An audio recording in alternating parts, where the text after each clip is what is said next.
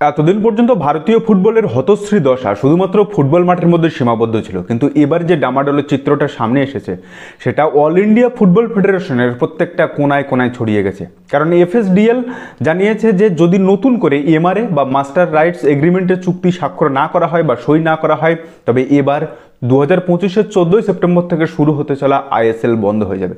Just একবার ভাবুন, দেশের সবচেয়ে এক নম্বর লিগ, টপ লিগ, যেটাকে মান্যতা দিয়ে এসছে 2019 থেকে, সেই আইএসএল এবার বন্ধ হয়ে যাবে। আর এই আইএসএল যদি বন্ধ হয় তবে ভারতীয় ফুটবলের বেহাল দশা তো অলরেডি আমরা দেখতে পাচ্ছি হংকং, থাইল্যান্ড কিংবা এই রিসেন্ট আন্ডার 23-এর যে তাজিকিস্তানের ম্যাচের বিরুদ্ধে আমরা দেখেছি।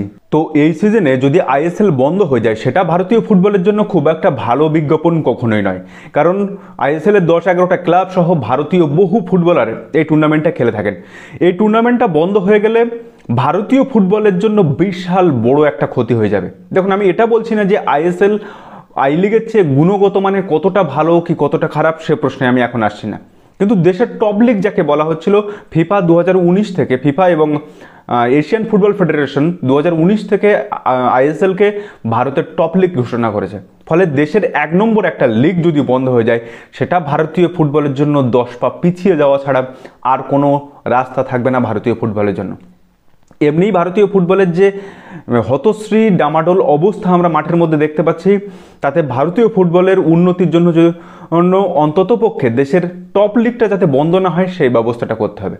কিন্তু প্রশ্ন হচ্ছে যে এই যে চুক্তি এফএসডিএল আসলে কি? এফএসডিএল হচ্ছে ফুটবল স্পোর্টস ডেভেলপমেন্ট হিসেবে রিলায়েন্স এবং স্টারের জয়েন্ট একটা ভেঞ্চার, যারা ভারতীয় ফুটবল ফেডারেশন বা ইআইএফএফ এর সঙ্গে 2010 সালে একটা চুক্তি করে।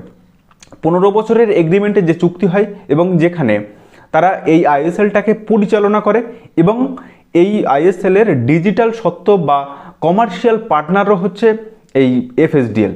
মানে আমরা টিভিতে বা ওটিটি প্ল্যাটফর্মে যে আইএসএল এর ম্যাচগুলো দেখি সেই ম্যাচের সত্ত্ব, ডিজিটাল সত্ত্বটা ছিল এই এফএসডিএল এর হাতে। এখন 2010 সালে 15 বছরের এমআরএ এগ্রিমেন্টে যখন চুক্তি হয়, সেই চুক্তি অনুসারে বলা হয় যে তারা এআইএফকে বার্ষিক 50 কোটি টাকা বা আইএসএল এর এক সিজনে যে লভ্যাংশ পাওয়া হবে তার 20% এআইএফকে দেবে। তখন এআইএফ এই 20%-এর পরিবর্তে তারা বার্ষিক 50 কোটি টাকা দেবে যে এফএসডিএল, সেই চুক্তিটা গ্রহণ করে। কিন্তু এই 2024-এর ডিসেম্বরে সেই 15 বছরের টার্মটা শেষ হয়ে গেছে। ফলে এবছর 2025-এর 30শে এপ্রিলের মধ্যে নতুন চুক্তি বা নতুন এমআরএ সাইন করার একটা বিষয় ছিল, কিন্তু এখনো পর্যন্ত সেই চুক্তি স্বাক্ষর হয়নি। এদিকে 2025 সালের 14 সেপ্টেম্বর থেকে আইএসএল এর নতুন সিজন শুরু হওয়ার কথা ছিল, আর তার আগে হওয়ার কথা ছিল শতবর্ষ প্রাচীন টুর্নামেন্ট ডুরান্ড কাপের। বর্তমান ভারতীয় ফুটবল ব্যবস্থায় আইএসএলকে কেন্দ্র করে বাকি বিভিন্ন টুর্নামেন্টগুলো এখানে আয়োজিত হয়, যেটা সমস্ত দেশেই হয়। দেশের টপ লিগকে আবর্তিত করেই দেশের বাকি টুর্নামেন্টগুলো কখন কিভাবে হবে সেটা নির্বাচন করা হয়। এখন টাইমস অফ ইন্ডিয়ার যে রিপোর্টটা থেকে বোঝা যাচ্ছে যে ভারতীয় ফুটবল ফেডারেশন সংস্থা এবং এফএসডিএল এর মধ্যে যে ডিলটা নিয়ে দ্বন্দ্ব বা মতানৈক্য শুরু হয়েছে সেটা হচ্ছে যে এফএসডিএল এইবার একটা নতুন চুক্তি দিয়েছে এবং সেই চুক্তিতে বলা হয়েছে যে আইএসএল এর একটা সিজনে যে লভ্যাংশ তারা পাবে সেই লভ্যাংশের 60% যে আইএসএল এর যে ক্লাবগুলো আছে, 10-11টা যে ক্লাব, তাদের মধ্যে ভাগ করে দেওয়া হবে। বাকি 26% থাকবে এফএসডিএল এর হাতে, অর্থাৎ রিলায়েন্স এবং স্টারের হাতে। আর বাকি 14% তারা এআইএফএফ বা অল ইন্ডিয়া ফুটবল ফেডারেশনকে দেবে।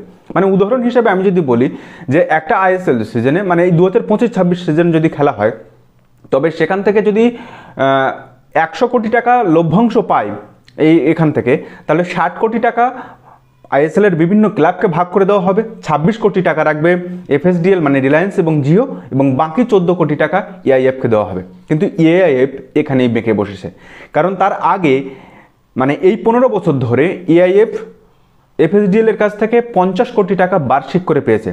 ফলে এই মুহূর্তে তারা এই শর্তে রাজি হতে চাইছে। ফলে সাপের ছুঁচো গেলা অবস্থাতে দাঁড়িয়ে ইআইএফএফ বা অল ইন্ডিয়া ফুটবল ফেডারেশন একটা 8 জন মেম্বার নিয়ে টাস্ক ফোর্স গঠন করে, যাদের দায়িত্ব ছিল এফএসডিএল এর সঙ্গে নেগোসিয়েশন করা। কিন্তু উভয় পক্ষই কোনোভাবেই ঐক্যমতে পৌঁছতে না পারার কারণে টাস্ক ফোর্সের মেম্বাররা জানায় যে সুপ্রিম কোর্ট কি অর্ডার দিচ্ছে সেই পর্যন্ত অপেক্ষা করা উচিত।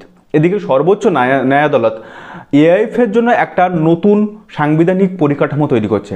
তাই সেখানে জানিয়েছে যে যতক্ষণ না পর্যন্ত সুপ্রিম কোর্ট ওই অর্ডারটা দিচ্ছে ততদিন পর্যন্ত EIFF যেন FSDL এর সঙ্গে নতুন কোনো চুক্তি বা চুক্তি রিনিউয়াল কোনো কিছুই যেন না করে। ফলে টেন্টেটিভ একটা ডেট 14ই জুলাই পর্যন্ত অপেক্ষা করা ছাড়া, সুপ্রিম কোর্টের অর্ডার পর্যন্ত অপেক্ষা করা ছাড়া বর্তমান ভারতীয় ফুটবল ফেডারেশনের হাতে আর কোনো রাস্তা নেই। এখন ISL এর সমস্ত ক্লাব, ভারতীয় ফুটবলার সহ আমরা যারা ভারতীয় ফুটবলের ফ্যান তারা প্রত্যেকে ওয়েট করে আছি যে আগামী 14ই জুলাই সুপ্রিম কোর্ট ঠিক কী অর্ডার দেন।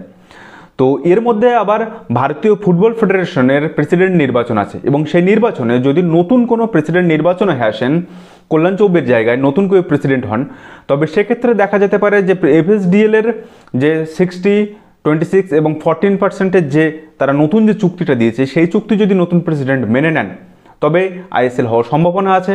আর যদি তিনি মেনে না নেন তবে ভারতীয় ফুটবলের আবার সেই ডামাডোলের মধ্যে পড়বে।